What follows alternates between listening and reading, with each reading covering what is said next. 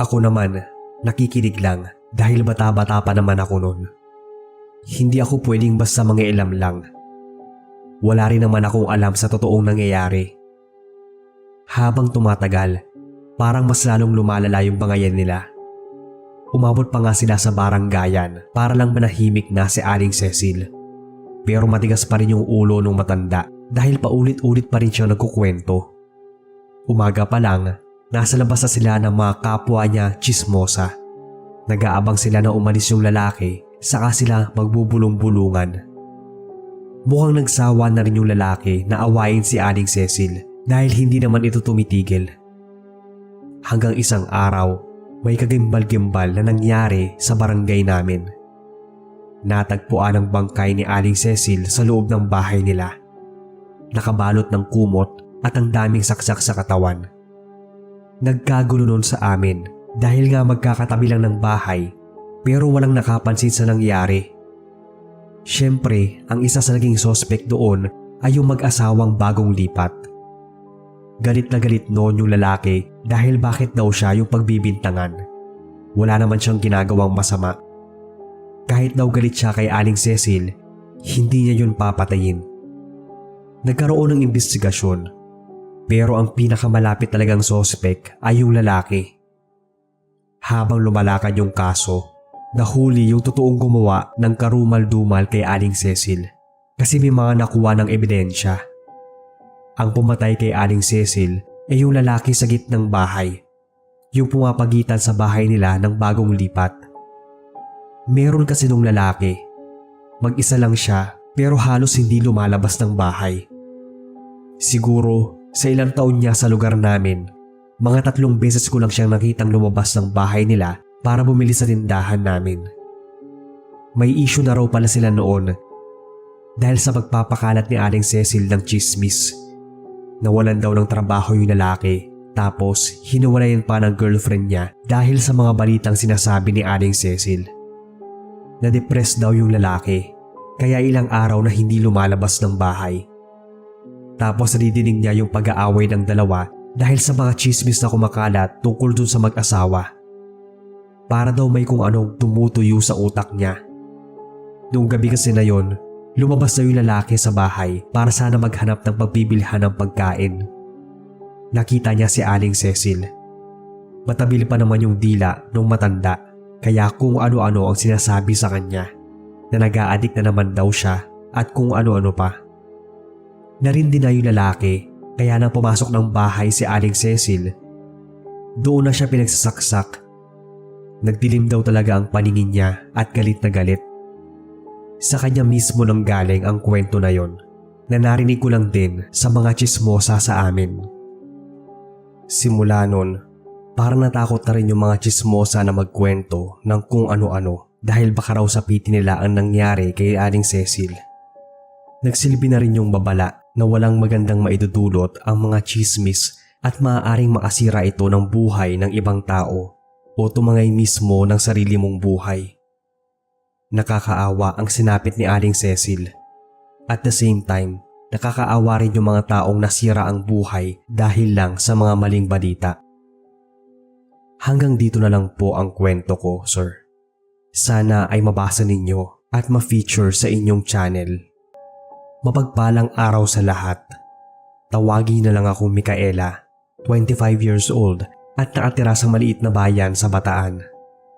Bago lang po akong listener nyo nang minsan mag-share sa akin yung pinsan ko ng isa sa mga kwento sa channel. Simula nun, naging libangan ko na ang pakikinig bago matulog. Itong pinsan ko rin yung nag-udyok sa akin na ipadala itong kwento ko. Nangyari ito nung mismong lockdown. May tinitirhan kaming isang compound.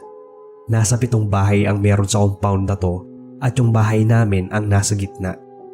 Nangungupahan kami noong mga panahon na yon at ang naniningil sa amin ng upa ay yung bahay sa unahan. Malaking bahay yon na may tindahan. Dahil nagkaroon ng lockdown, walang trabaho noong mga panahon na yon kaya wala kaming maibayad sa upa. May batas din na bawal munang maningil. Kaya nga ang bills nun, wala munang singilan. Si Ate Tess, siya yung may-ari ng malaking bahay sa unahan. Hindi naman talaga siya yung may-ari ng paupahan, pero siya yung katiwala. Naniningil ng rent sa amin noon. Ang kaso, wala kaming maibayad, kaya inaway niya kami kasama yung 3 pa naming katabing bahay.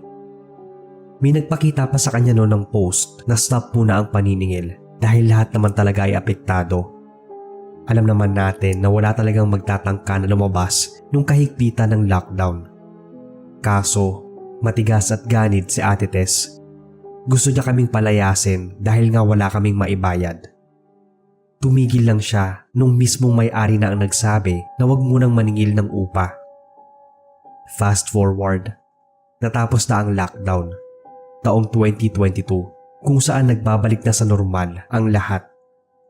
May sumusunod pa rin naman sa social distancing at may mga naka-face mask. Nagsimula na rin magpakalat-kalat ang ilang mga tao sa kalye. Hindi ko alam, si Ate Tess pala, naiwan pa rin ang issue noong 2020. Doon siya nagpakalat na malaki pa raw ang utang ni Ate Malu. Yung isa naming kapitbahay na kasama naming hindi nakapagbayad ng upa noong lockdown.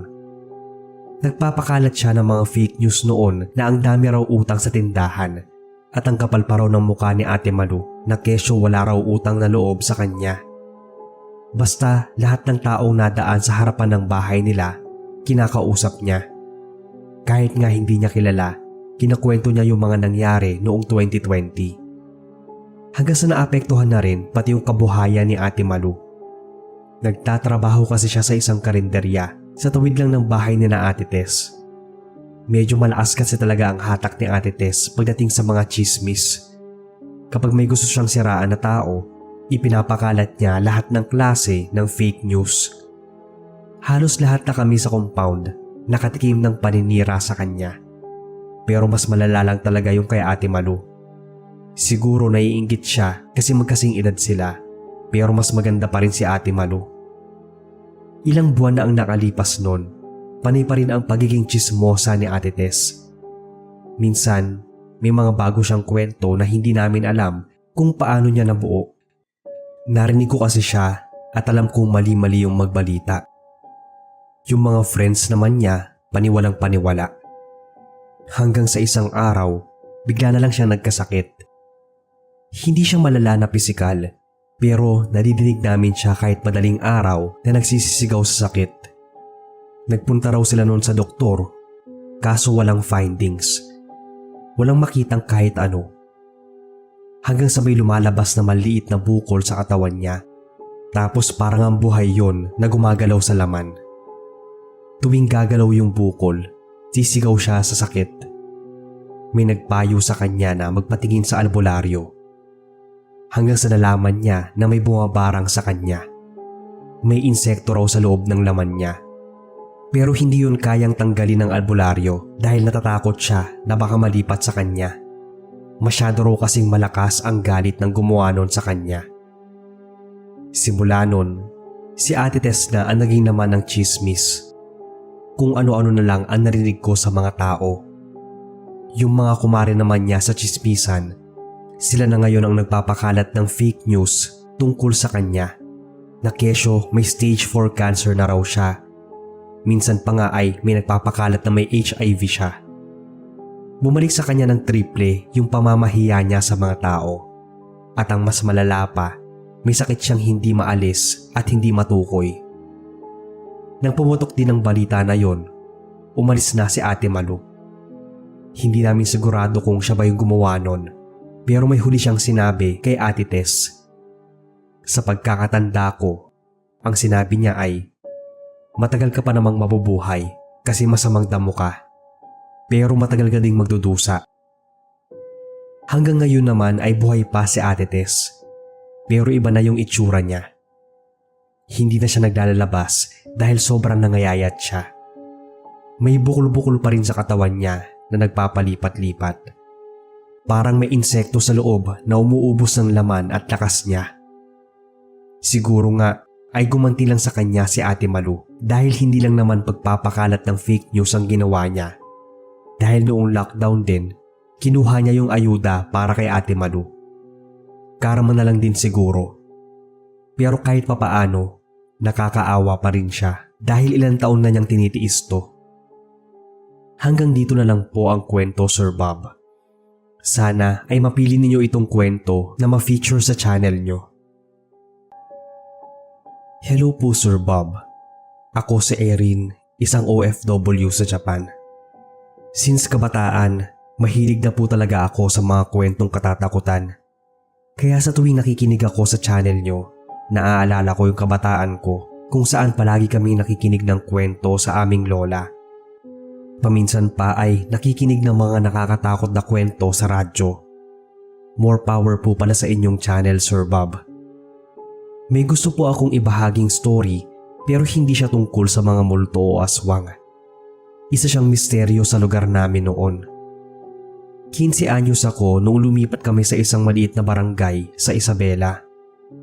Dahil sa kakaunti lang ang mga bahay noong mga panahon na yon, halos magkakakilala na rin ang mga nakatira.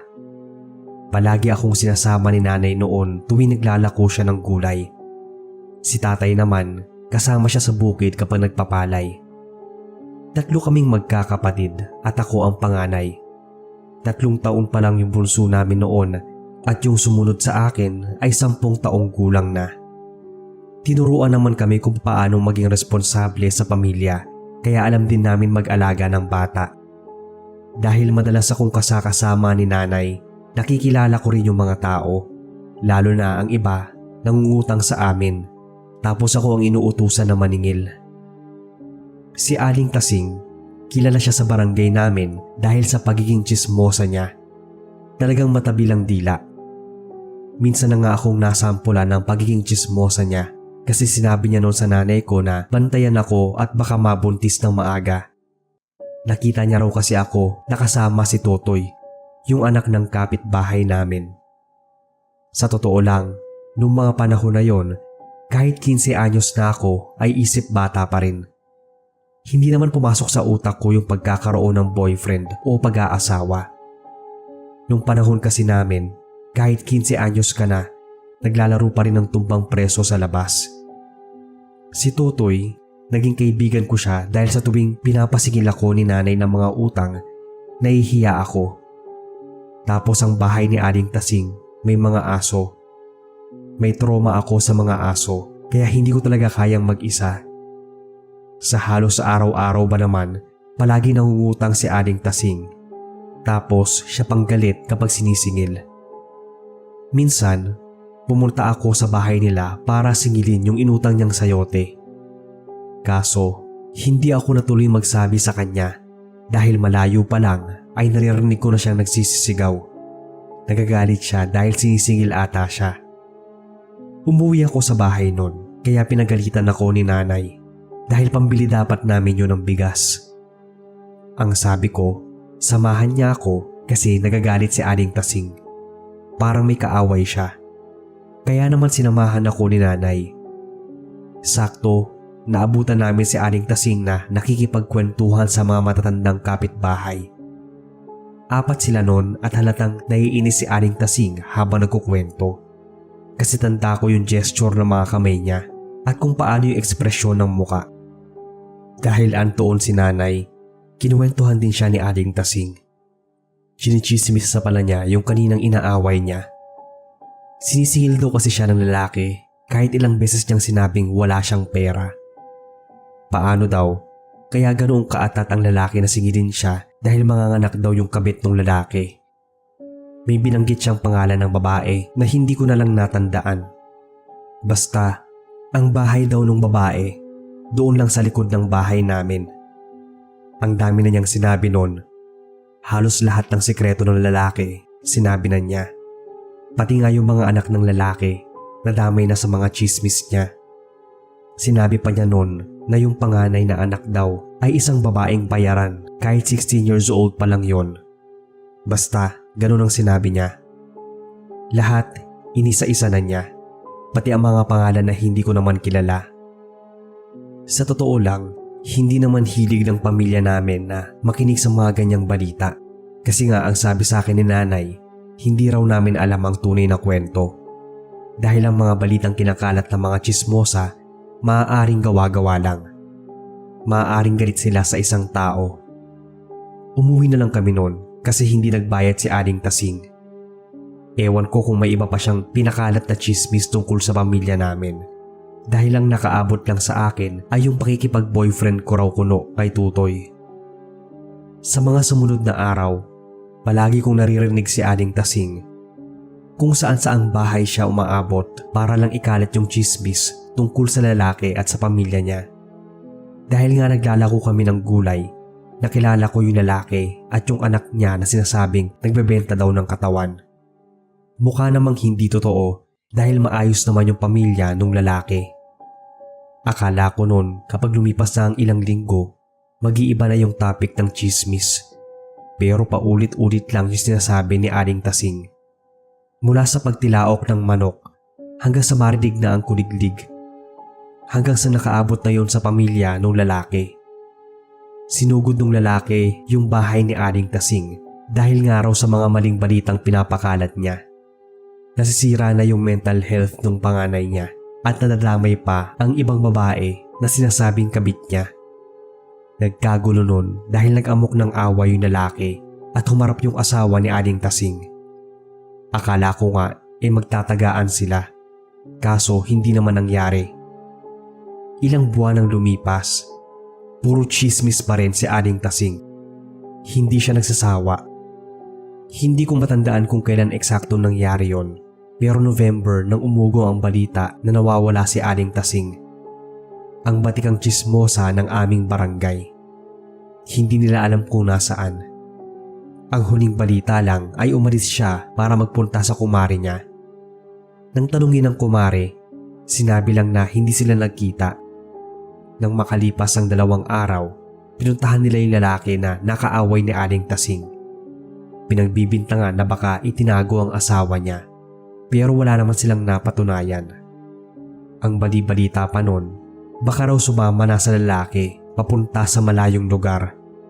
Kumbaga, yung mga chismis na kinakalat niya noon sa mga tao, ibinabalik sa kanya. 2 linggo ang lumipas, nagkaroon ng kaguluhan sa school namin. Lahat kami noon pinauwi at hindi ko alam kung anong dahilan. Nalaman ko na lang kay Tutoy nung nagpunta siya sa bahay. May nakita raw na katawan ng babae na hinulog sa balon.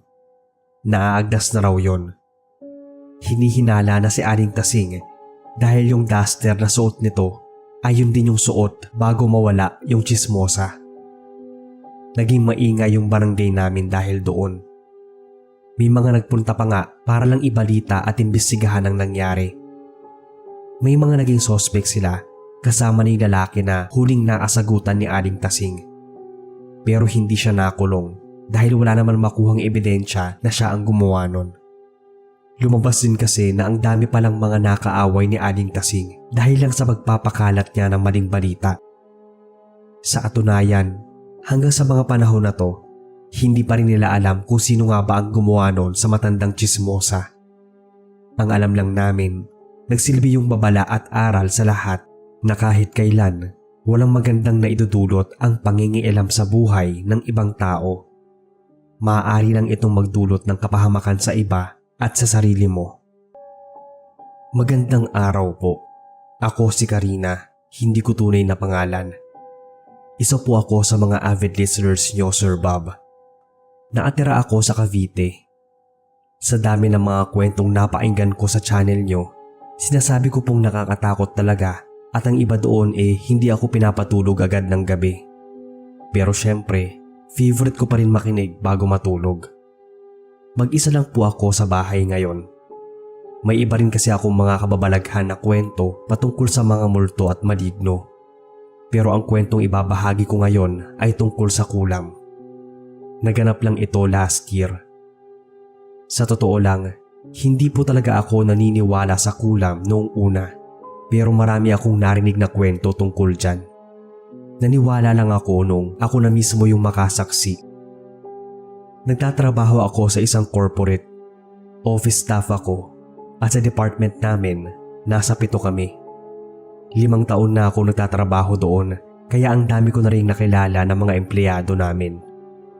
May mga bago, may mga umaalis at yung iba naman bumabalik. Sa office syempre, hindi maiwasan yung mga tsismisan. Hindi kumpleto ang isang trabaho kung wala kang kasama na lahat na ng kwento ay nasasagap. Si Belinda, 3 years na siya sa work namin. Siya ang pinakamalupit na tsismosa sa office. Hindi naman ako masyadong mahilig sa tsismis, lalo na kung wala din akong pakialam sa buhay ng ibang tao. Sa totoo lang, hindi ko naman talaga hilig ang mga ilam sa buhay nila. Kasi ang sabi ko nga sa kanila, may kanya-kanya kaming desisyon sa buhay at mga pinagdadaanan. Pero itong si Belinda, hindi uso sa kanya ang pananahimik.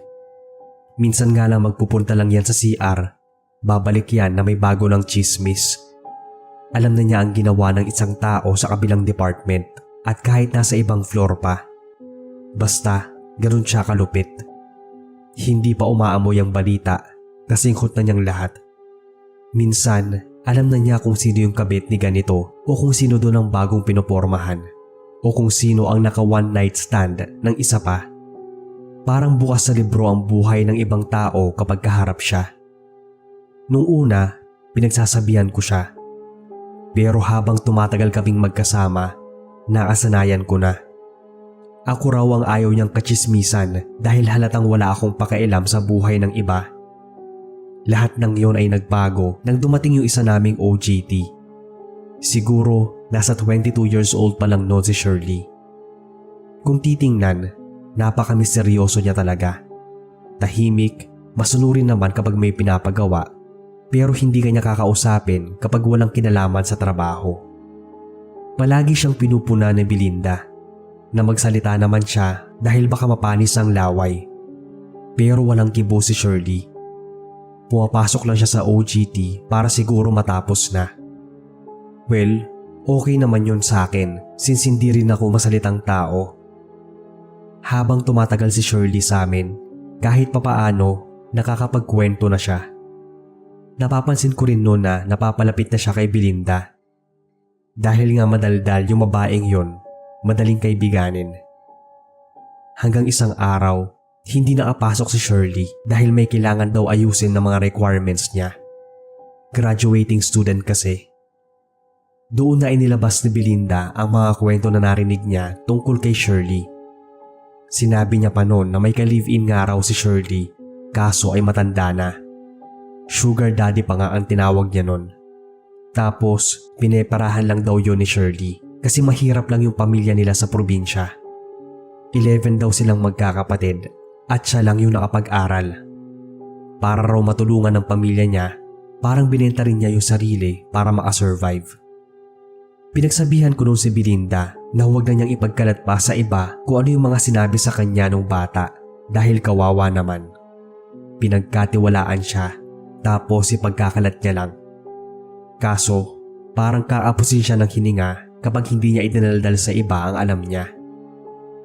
Nagtuloy-tuloy na yon. Kapag wala si Shirley, ang dami niyang kwento tungkol sa bata. Tapos minsan, umaabot pa sa kabilang department yung usapan. Kasi nag-CR ako noon. Narinig ko si Belinda na kinakwento yung tungkol sa mga nalalaman niya.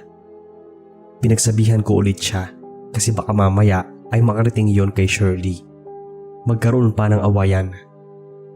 Hanggang sa hindi ko na natiis ang kaplastikan ni Belinda.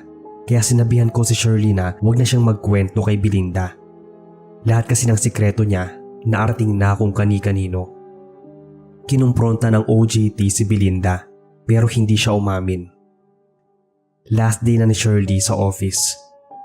Nagpakain siya. May special food pa nga siyang binigay kay Belinda. Bukod kasi sa pagiging tsismosa, madamot din si Belinda kaya solo niyang inubos yung pagkain. Pagkalipas ng ilang araw, may tumutubong butlig-butlig noon sa bibig si Belinda. Para siyang nagnanaknak. Ang akala namin nung una, singaw lang, kaya nilagyan niya ng tawas. Kaso, habang tumatagal, mas lalong lumalala. Nag-absent siya noon at nagpa-doktor. Pero pagpasok niya, binigyan lang daw siya ng reseta, kaya may dala siyang pinapahid palagi. Naka-face mask na rin siya. Yun lang yata yung pagkakataon na nanahimik siya at hindi puro chismis ang inatupag. Habang tumatagal, siya na ang naging laman ng mga chismis. Yung chismosa na-chismis na nga. Ilang araw siya nung hindi nakapasok dahil nga nagnanaknak yung bibig niya. Nagpatawas sila, tapos lumabas na may kumulam sa kanya. Hindi ko alam kung humingi siya ng sorry sa mga taong siniraan niya at chinismis, pero nakapasok siya ng work after 3 weeks ng leave. Simula nun, hindi na siya nagkukwento ng kung ano-ano.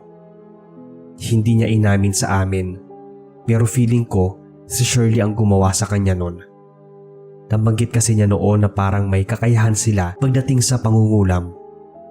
Naging lesson na rin yon kay Belinda, lalo na hilig niyang manira ng mga tao dahil sa pagiging chismosa niya.